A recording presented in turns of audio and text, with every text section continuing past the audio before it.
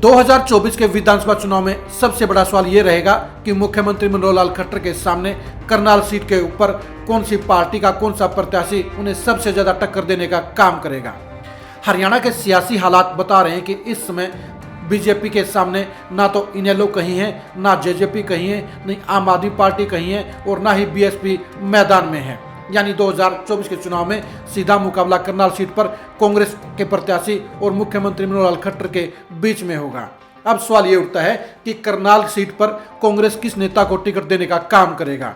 इसमें करनाल सीट पर आधा दर्जन नेता टिकट पर दावा ठोक रहे हैं, 3 नेता खुलकर टिकट मांग रहे हैं तो 3 नेता अंदर खाते इंतजाम और इंतजार कर रहे हैं। 2014 से पहले करनाल विधानसभा सीट पर हालात कुछ अलग टाइप के थे। 2005 और 2009 में सुमित्रा सिंह कांग्रेस के टिकट पर धड़ल्ले से विधायक बनी और वो लगातार रसूख में रही। लेकिन 2014 में जब बीजेपी के हालात बने, जब आंधी चलने लगी और खट्टर साहब ने जब करनाल से पर्चा भर दिया तो सुमित्रा सिंह डर गई और उन्होंने करनाल को छोड़कर असंध पर कब्जा कर लिया। असंध सीट पर लगातार 10 साल से मेहनत कर रहे सुरेंद्र नरवाल को मजबूरी में करनाल सीट पर चुनाव लड़ना पड़ा।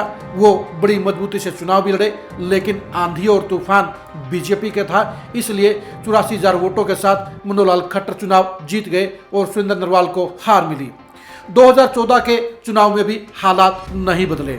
सुमित्रा सिंह बीजेपी की आंधी में एक बार फिर से डर गई, क्योंकि 5.5 लाख वोटों से यहाँ से भाटिया लोकसभा का चुनाव जीते थे और ऐसे में बीजेपी के तूफान के सामने सुमित्रा सिंह चुनाव लड़ने से डर गई और वो घर पर बैठ गई, उन्होंने सरेंडर कर दिया। उन हालात में त्रिलोचन सिंह ने यहाँ से चुनाव की कांग्रेस की कमान संभाली। सरप्राइजिंग तौर पर त्रिलोचन सिंह ने 35,000 वोट हासिल किए, जो एक बड़ा वोट बैंक कहा जा सकता है, क्योंकि करनाल की सीट को बिल्कुल डेड सीट माना जाता था और लग रहा था कि कांग्रेस 10-15,000 वोट ही लेगी। सुरेंद्र नरवाल को 2019 में असम से टिकट नहीं मिली, इसलिए वो घर पर बैठ गए। त्रिलोचन सिंह अब 2024 के चुनाव की तैयारी कर रहे हैं, लेकिन दिक्कत यह है कि 2024 के चुनाव को लेकर कांग्रेस में एक बार फिर से सुमित्रा सिंह दावेदारी ठोक रही हैं। वो भूपेंद्र हुड्डा की रिश्तेदारी हैं और बाकी के प्रत्याशियों को इस बात का डर है कि वो भूपेंद्र हुड्डा के साथ रिश्तेदारी के बलबूते पर यहाँ से टिकट ले आएंगी और उनके हकों पर डाका डालने का काम करेंगी। सुमित्रा सिंह को लग रहा है कि वो 2024 में मुख्यमंत्री मनोहर लाल खट्टर को कड़ी टक्कर दे सकती है, उन्हें हराने का काम कर सकती है। सुरेश गुप्ता भी 2024 के चुनाव में करनाल सीट पर दावा ठोक रहे हैं। 2019 के चुनाव में सुरेश गुप्ता पानीपत ग्रामीण पर वर्किंग कर रहे थे, लेकिन अब 2024 के चुनाव के लिए वो लगातार करनाल सीट पर वर्किंग कर रहे हैं और कार्यकारी प्रदेशाध्यक्ष होने के नाते उनका टिकट पर दावा मजबूत भी बनता है। इन दोनों ही चेहरों के बीच में त्रिलोचन सिंह अपने हक की कमाई मांग रहे हैं। वो कांग्रेस हाईकमान से इस बात की उम्मीद करते हैं कि जब मुसीबत के समय में उन्होंने कांग्रेस की बागडोर करनाल में संभाली थी, तो ऐसे में 2024 के चुनाव में उन्हीं को टिकट मिलना चाहिए। लेकिन जनाब, ये कांग्रेस है, कांग्रेस में कब क्या हो जाए कहा नहीं जा सकता। यहाँ पर कौन सा नेता कब कहाँ से टिकट ले जाए कहा नहीं जा सकता। इन 3 बड़े चेहरों के अलावा कांग्रेस में कुछ ऐसे चेहरे भी हैं जो अभी टिकट का दावा नहीं कर रहे हैं, लेकिन उनको उम्मीद है कि कांग्रेस अगर जीतना चाहती है, करनाल में मुख्यमंत्री को हराना चाहती है, तो उन्हें टिकट मिलनी चाहिए।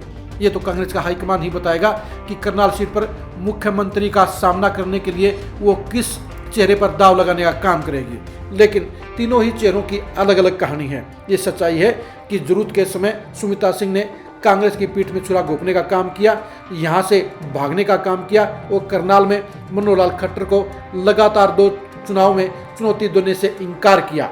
वो डरपोक साबित हुई, वो भगोड़ी साबित हुई। लेकिन 2024 में कांग्रेस के हालात अच्छे नजर आते ही सुमित्रा सिंह एक बार फिर से यहाँ से टिकट का दावा ठोक रही हैं और उन्हें लगता है कि वो पहले की तरह अपनी मर्जी से यहाँ से टिकट लेकर आ जाएंगी। लेकिन हालात अब इतने अच्छे नहीं हैं, क्योंकि 2 बार चुनाव नहीं लड़ने के चलते अब सुमित्रा सिंह के लिए यहाँ से टिकट हासिल करना आसान नहीं होगा, क्योंकि वो 2 बार वोटरों के बीच में नहीं गई, इसलिए उनके खिलाफ माहौल है। इसलिए पार्टी के नेताओं में भी उनकी खिलाफत है, जिसके चलते उनके लिए टिकट हासिल करना आसान नहीं होगा। उनके लिए एकमात्र उम्मीद का दरवाज़ा हुड्डा फैमिली है। हुड्डा फैमिली के साथ रिश्तेदारी के बलबूते पर ही सुमित्रा सिंह 2024 में यहाँ से तीसरी बार टिकट हासिल करने का काम कर सकती हैं। जहाँ तक सुरेश गुप्ता की बात है, सुरेश गुप्ता एसआर के तिगड़ी के बड़े नेता हैं। वे कार्यकारी प्रदेश अध्यक्ष भी हैं। वो यहाँ से 2024 का चुनाव पार्टी के टिकट पर लड़ना चाहते हैं। वो विधानसभा सीट पर अपना जनसंपर्क अभियान शुरू कर चुके हैं। वो सभी वार्डों में जाकर अपनी टीम भी खड़ी करने का काम कर रहे हैं। उन्हें लगता है कि SR के तिगड़ी के कोटे में ये टिकट उनके पास आ सकती है, इसलिए वो अभी से चुनावी तैयारियों में जुट गए हैं। करनाल सीट पर 4 बार बनिया प्रत्याशी विधायक बने हैं, इसलिए वो भी टिकट के जीत के दावेदार हैं, टिकट हासिल करने के भी दावेदार हैं और वो मजबूती से अपने चुनाव की तैयारी में अभी जुट गए हैं। सबसे ज़्यादा मुश्किल तो त्रिलोचन सिंह की है। त्रिलोचन सिंह के समय इसमें कोई गॉडफादर नहीं है, क्योंकि SR के तिगड़ी की पसंद जहां सुरेश गुप्ता होंगे तो मुख्यमंत्री के दावेदार दीपेंद्र हुड्डा और पूर्व सिंह भूपेंद्र हुड्डा की पसंद कहीं न कहीं सुमित्रा सिंह भी हो सकती है। ऐसे में त्रिलोचन सिंह भंवरे में फंस गए हैं। वो सिर्फ मेहनत कर रहे हैं। उन्हें उम्मीद है कि पार्टी हाईकमान उनके समर्पण को देखते हुए, उनकी मेहनत को देखते हुए उन्हें टिकट देने का काम करेगी। वैसे देखा जाए तो त्रिलोचन सिंह की मांग कोई गलत भी नहीं है, क्योंकि बुरे वक्त में वो पार्टी के साथ खड़े रहे। उन्हें पार्टी का झंडा और डंडा थामने का काम किया और मुख्यमंत्री मनोहर लाल खट्टर के खिलाफ 2019 में मजबूती से चुनाव लड़ने का काम भी किया। लेकिन कांग्रेस के दस्तूर को समझने का काम त्रिलोचन सिंह को भी करना चाहिए। करनाल की सीट ऐसी सीट है जहां किसको टिकट मिलेगी कहा नहीं जा सकता, क्योंकि यहां पर सीधी लड़ाई SR के गुट और भूपेंद्र हुड्डा खेमे के बीच में होगी। इस खेमेबाजी के बीच में करनाल की सीट पर सबकी नजर रहेगी। 2024 में करनाल सीट पर कांग्रेस के प्रत्याशी को जानने के लिए आप खरी खरी न्यूज़ के साथ बने रहिए।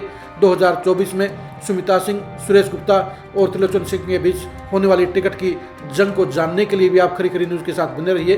2024 में करनाल सीट पर कांग्रेस के प्रत्याशी के अंजाम को जानने के लिए भी आप खरी खरी न्यूज़ के साथ बने रहिए। 2024 में मुख्यमंत्री मनोहर लाल खट्टर के सामने उतरने वाले सबसे मजबूत प्रत्याशी के बारे में जानने के लिए भी आप खरी खरी न्यूज़ के साथ बने रहिए। आप हमारे फेसबुक पेज को फॉलो कीजिए, आप हमारे यूट्यूब चैनल को सब्सक्राइब कीजिए। नमस्कार।